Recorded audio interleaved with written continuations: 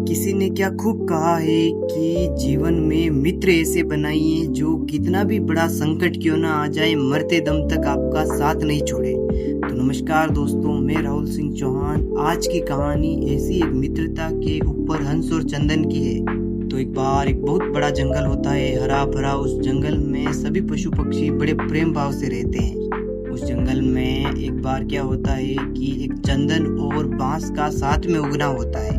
तो जो पूरे जंगल के सभी पशु पक्षी थे वो उस चंदन को देखकर बड़े खुश होते हैं कि ये हमें हवा देगा, छाया देगा।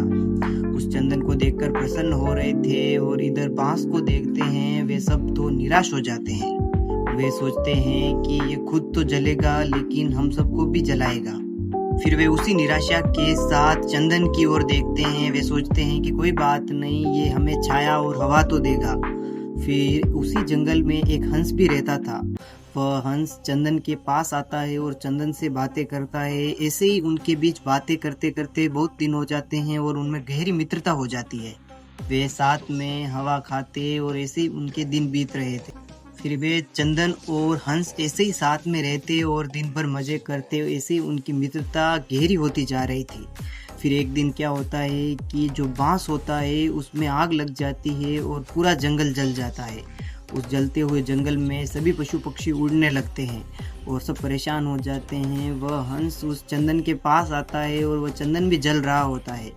तो वो जो चंदन होता है वो हंस को बोलता है कि तुम भी उड़ जाओ। तुम क्यों नहीं उड़ रहे हो? तुम्हारे पास तो पंख है, तुम तो उड़ सकते हो, मैं तो जड़ों में बंधा हुआ हूँ। फिर जो हंस होता है वह करुणामय स्वर में उत्तर देता है कि हम दोनों ने साथ इतने दिन बिताए, हम खुशी खुशी रहे, हमने खुशी में एक दूसरे का साथ नहीं छोड़ा, तो मैं दुख में तुम्हें अकेला कैसे छोड़ सकता हूँ। फिर वह हंस उस चंदन से कहता है कि तुम्हारे बिना जीवन में मुझे भी नहीं जीना है।